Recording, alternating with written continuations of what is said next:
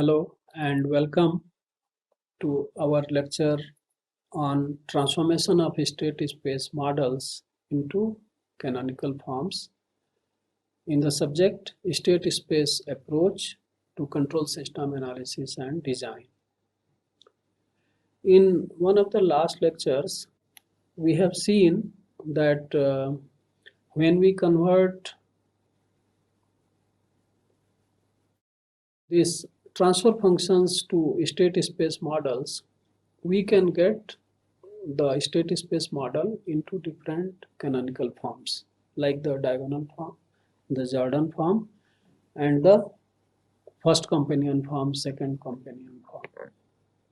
Similarly, a state space representation through an appropriately selected similarity transformation can be converted into companion forms like the diagonal form, the Jordan form, and the companion form.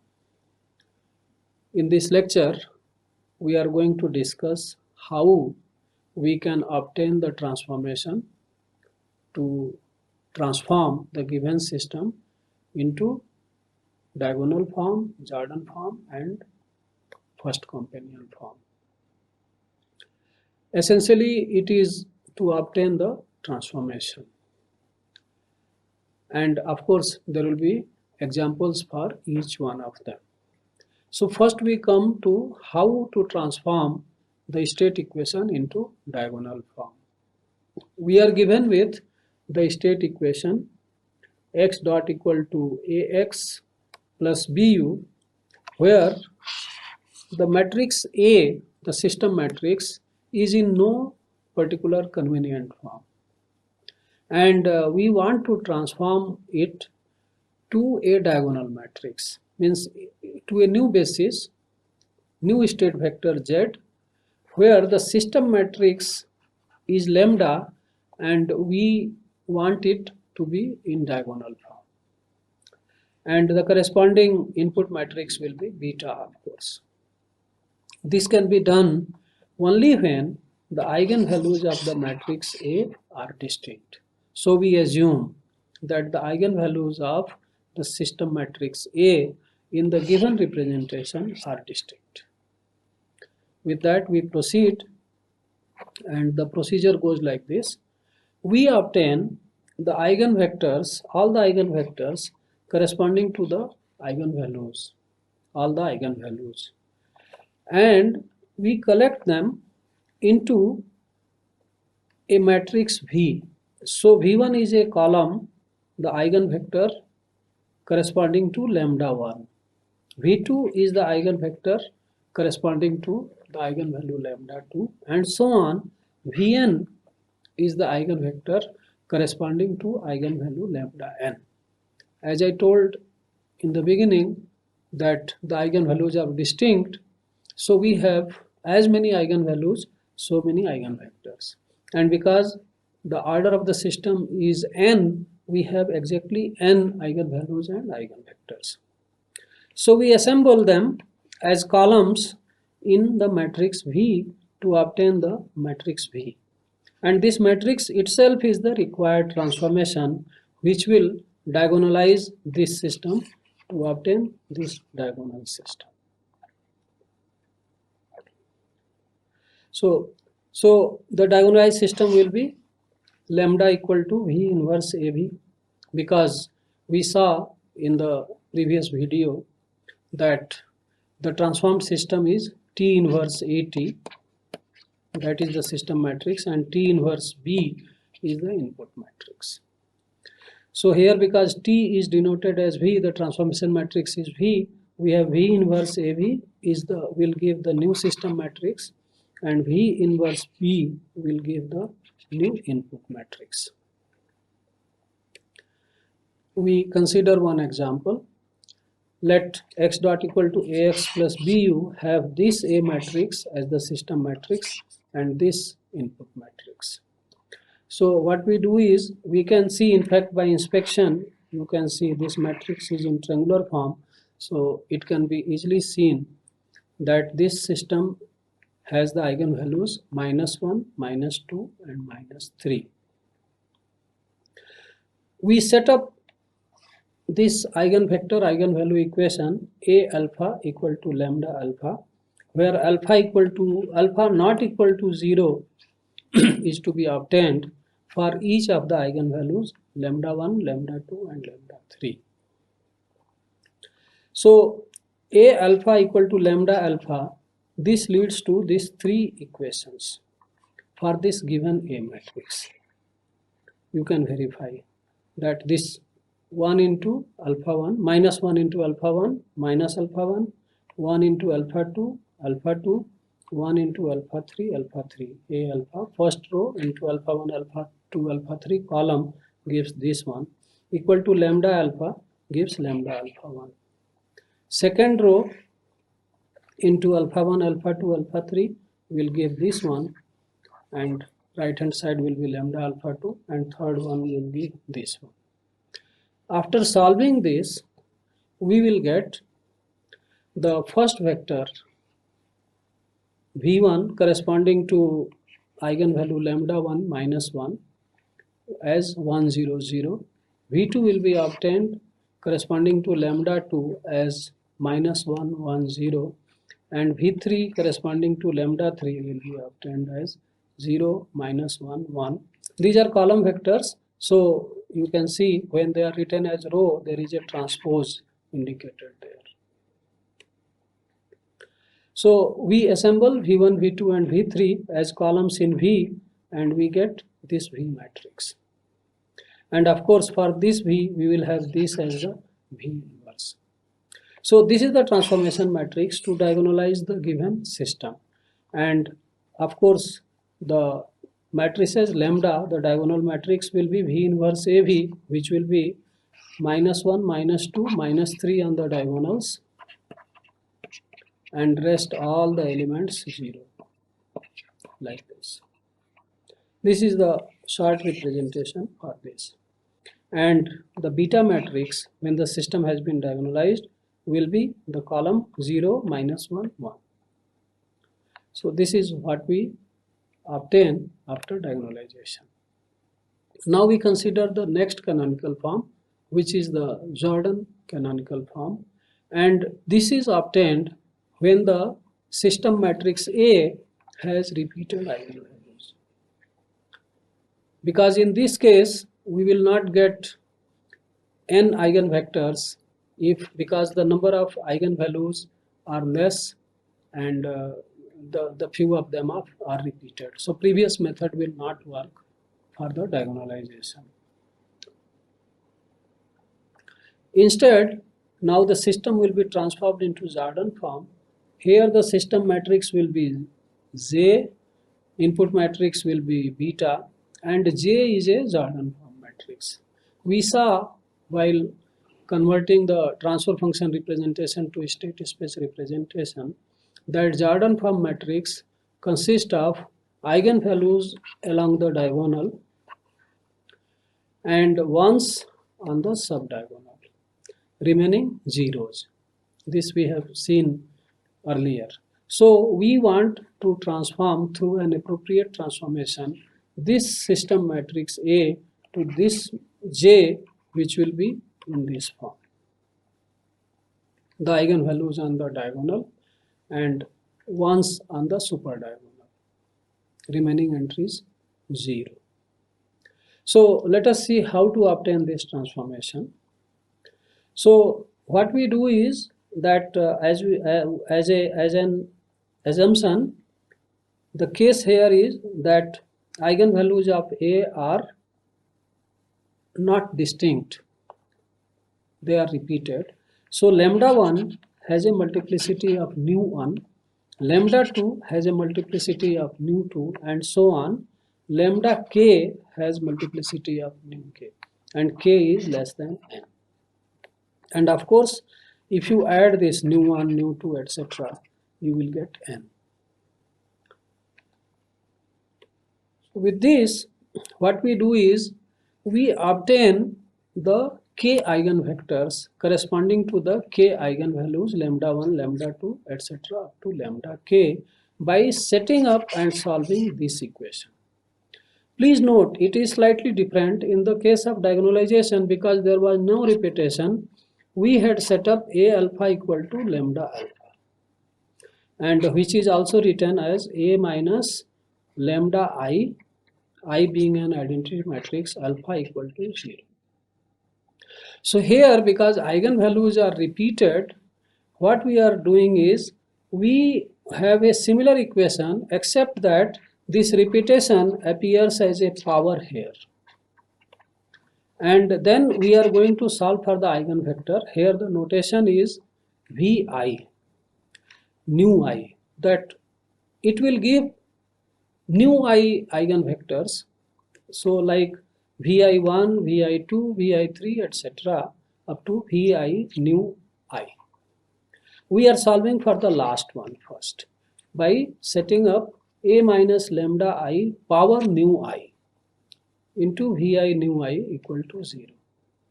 So once we solve for this, then we obtain the remaining nu I minus 1 eigenvectors successively like this. This is a chain of eigenvectors obtained from this one.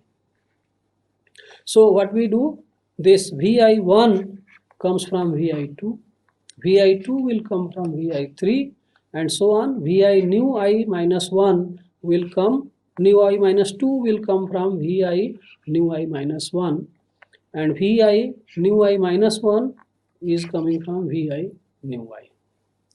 And you can see each one is obtained by pre-multiplying the eigenvector with A minus lambda I. Now, of course, it happens only when this Vi nu I is carefully selected, then only we get all the eigenvectors in the chain. If somehow this chain doesn't get completed, then we have to redo by selecting a different Vi nu I which satisfies this equation.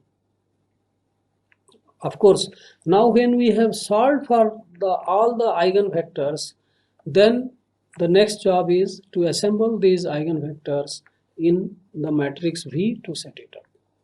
So this new one column vectors, eigenvectors obtained previously as was shown, are assembled to get first new one columns. Similarly, for lambda 2, we will get new 2 columns, and so on. For lambda k, we get the new k columns, and because new 1 plus new 2, etc. will become n, so these vectors are exactly n in number, and they are, each one of is of length n, so this V is n by n matrix. And once we obtained the transformation V, then it is simple that the Jordan form matrix will be V inverse AV, and the corresponding input matrix will be V inverse B. So we consider one example. The given system is like this: 0, 1, 2, 0, 0, 3, 0, 0, 2. This constitutes the A matrix, and this is the B matrix for the given system. And we have to convert it into the Jordan form. So what we see, it is easy to find the eigenvalues, which are in this case, this example I have selected such that it is very easy to see that the eigenvalues are 0 with the repetition of 2, multiplicity of 2, and 2 only one time, no multiplicity, no repetition. So to transform the system into Jordan form, we have to set up these two equations. Because multiplicity is 2, we have to set up A minus lambda 1 I square. These two as this index. And we will obtain the last vector in the chain, and previous vectors we will obtain by pre-multiplication with V12. So we set up this one and we set up this one, and of course this I denotes identity matrix, and A matrix is this, which is again repeated here. So when we set up this one, we get, this is A minus lambda I square. Essentially it is equal to A because lambda 1 is 0. So A minus lambda 1 I is same as A square in this case, and we are going to solve for V12 by equating this to 0. And one possible solution for this is V12, one possible solution for this one is this, V12 is 110. This is A square evaluated. Now once we obtained V12, then we obtain V11 by pre-multiplying V12 by A minus lambda 1I, and we get 100 transpose or column 100 as V11. We got two of the eigenvectors, V11 and V12. We obtain the third one corresponding to lambda 2 equal to 2 by solving this equation, and thus we have this equation, and when we solve this we get V21 as the column 764.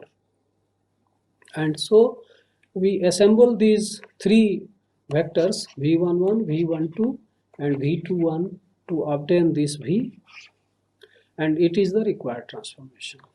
So next slide, we obtain V inverse, which comes like this, you can verify, and V inverse AV will come like this, V inverse beta will come like this. Now please note, the one of the eigenvalues was repeated, so we get a Jordan block this is lambda 1, this is lambda 1, lambda 1 and 1 and a 0, this is appearing here, 2 by 2 matrix here, and the other one which was not repeated was occurring only one is here on 2. So along the diagonal we have lambda 1 and lambda 2, and on the super diagonal here we have 1, and of course this was not repeated, so we have 0. This is what we get. So this is the Jordan form matrix, and corresponding beta of course is coming like this.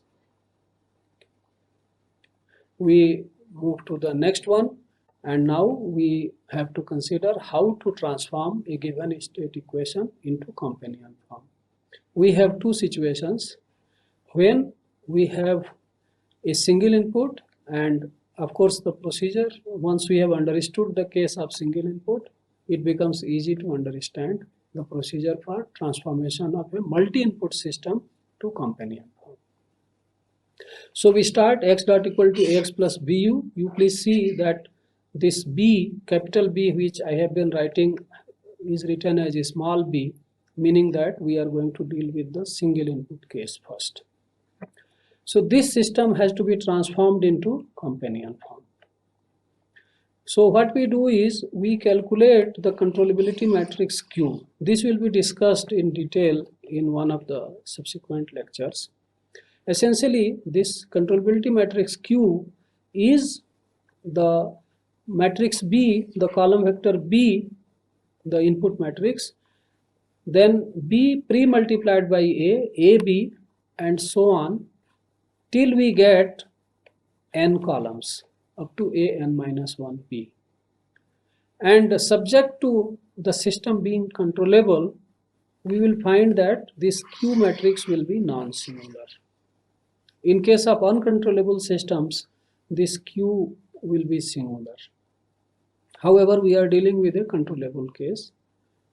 When we discuss controllability, we will discuss the case of system not satisfying controllability, how to still transform it to companion form. So we set up this Q, and then we obtain Q inverse and select its last row as the vector mu, and then once mu is there, then we obtain the transformation matrix as inverse of this matrix, in which first row is mu, second row is mu a, and so on. The last row is mu a n minus 1, a power n minus 1. So this is n rows obtained once we obtained mu as the last row of the matrix Q. And if the system is controllable, this inversion will be possible. So we will get V as inverse of this matrix. Then we have to, of course, invert V, and we have to get V inverse AV. This will lead to the companion form system matrix AC, and V inverse B will lead to companion form input matrix BC. So in the companion form, as we discussed in one of the previous lectures, that the system matrix has very interesting appearance like this. The last row is the coefficients of characteristic equation taken in reverse order. A1 appears last and An appears first. Last row is same as the coefficients of the characteristic equation. This column up to this one is zero vector, and the remaining part is n minus 1 by n minus 1 identity matrix. This is the structure of companion form matrix. So by transformation, using the transformation matrix which we have obtained here, we will get this kind of representation. And of course BC will also come in this form, where the last entry will be A1 and the remaining entries will be zeros. So let us see with the help of an example, a second order system example, where the A matrix is like this, corresponding B matrix is like this, and we have to convert it into the companion. So we obtain Q matrix by assembling B as the first column and A times B, this multiplied by this, as the second column here. So this is B, this is AB. And for this we obtain this Q inverse. You can verify by doing your own hand calculations. Now this last row of Q inverse is chosen as the vector mu, the row vector mu, which is here. And once mu is there, then the next row vector is mu times A. So this is mu and this is mu times A. And they constitute the columns of this matrix, inverting which we get V, which comes like this. Now once we got the transformation matrix V, then rest is simple. To obtain the companion form system AC, we get V inverse A B, and BC V inverse B, and we get AC and BC matrices. Now you can see this row is that coefficients of the characteristic equation taken into reverse order. This part is 0 and this part is identity matrix. Now we come to the case of multi-input systems, and here we see it will look little cumbersome, but once we have seen the case of single input system, it is easy to comprehend this part. So we have now B matrix, which is at least two columns or few columns, because we have here multiple inputs. So each input has corresponding column in B. B1 is for U1, B2 is for U2, and Bm is for Um. So there are m inputs, there will be m columns in B. And of course we assume that none of the B columns is 0. At least one non-zero entry is there in each of the B1, B2, etc. So we proceed like this. Let us say that nu1 columns, this B1, AB1, etc. up to A nu1 minus 1 times B1, nu1 columns will be independent, or this is called as the controllability index of input 1. So for each input there is a controllability index, and that many columns will be independent.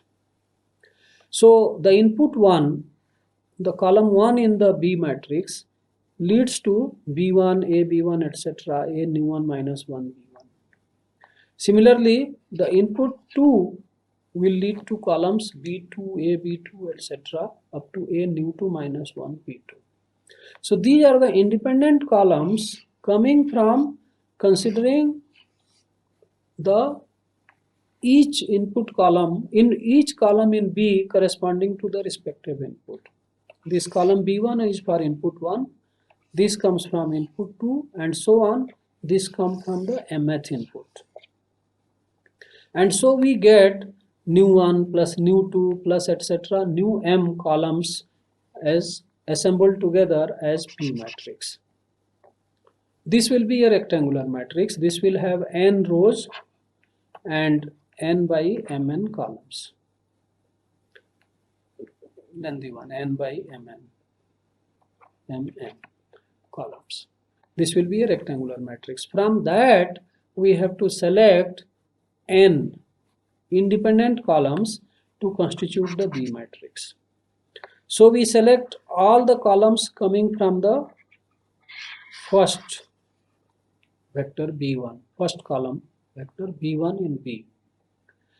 We select till we get from B2, B2A, B2, etc. till we get independent columns on all its left side, this side. So B1, AB1, etc. up to this are independent. Now B2 will be independent of this, then only we will take B2. A, B2 will be independent of B2 and the all preceding vectors, then we will consider B2 and so on. In this manner, from P, we will constitute Q, selecting the n independent columns starting from the left. So let us say we get sigma 1 columns from input 1, sigma 1 plus sigma 2 columns from input 2 and so on. In this manner we proceed. And we select, after determining the Q inverse, its mu nth row. This mu 1 is the nu 1th row. Mu 1 is the nu 1th row of Q inverse, that is coming from the input 1. Then mu 2 is after assembling this one, because we had nu 1 minus 1 up to that index, we got the independent vectors from input 1. So mu 1, mu 1a, etc. up to this. After that we have mu 2, which is the sigma 2th row of Q inverse, and so on in this manner. So we assemble first mu 1 vectors, then mu 2 vectors, and so on, and then we get the matrix V by inverting this in this manner. And rest is simple. The companion form system will be obtained by pre-multiplying A with V inverse, post-multiplying by V, and BC will be obtained by pre-multiplying V with V inverse. Let us consider an example.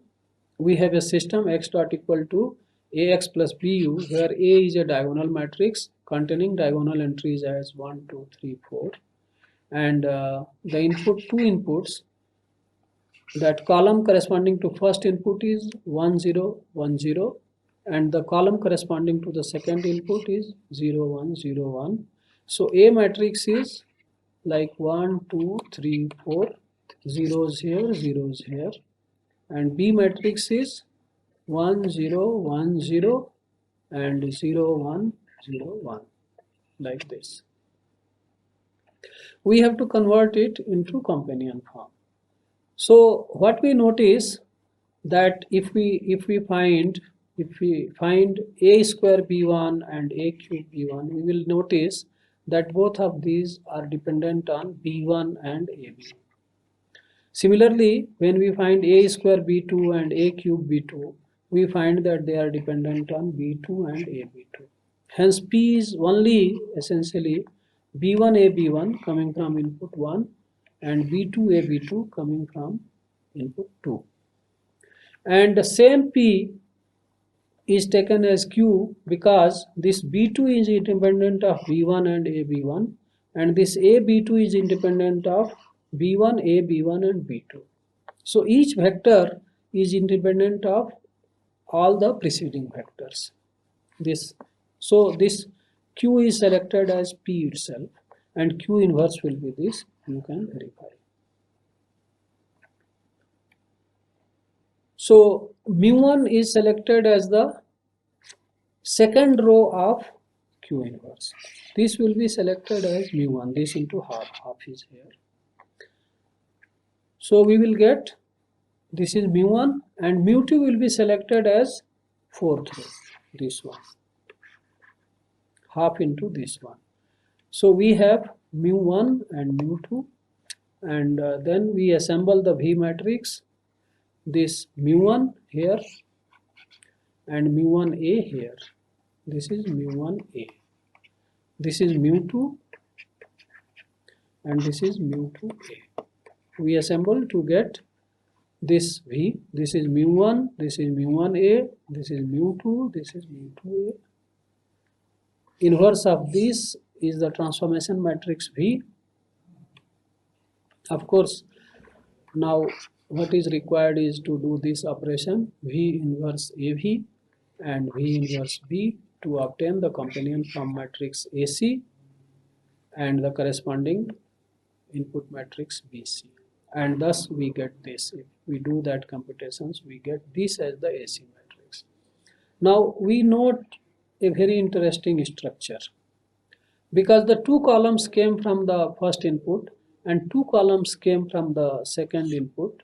We get interesting appearance. This is a companion form matrix, and this column is the corresponding input matrix.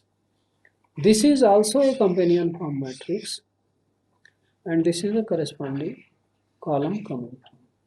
Now this was a case, this example was very nicely made so that each input has controllability index of 2, and so we get, by applying this method, transformation to companion form in which each of the transformed system is appearing as a single input system. The contribution of input 2 here is coming 0. And also these states, they do not depend on the remaining two states, they are zeros. Similarly, the second set of states, Z3 and Z4, are not dependent on Z1, Z2, they are dependent among themselves. Z3, Z4 are dependent on Z3 and Z4 and only on B2. So in case of this transformation to companion form, a system in which there is no over-designed inputs. Inputs are only as many as the required ones. We will get this kind of structures of AC and BC.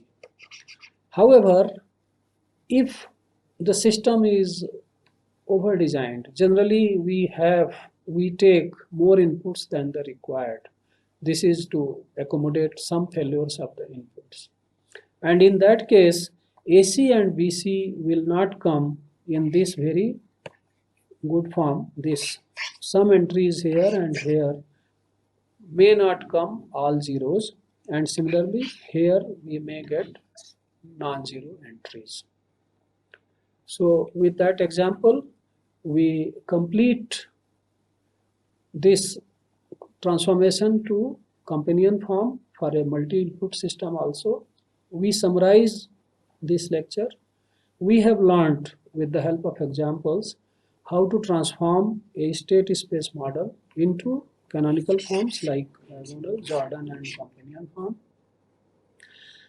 Of course, these canonical forms, as I told in the beginning of the video, that they are useful in solving the state equations, assessment of controllability and observability, and controller and observer designs. Thank you.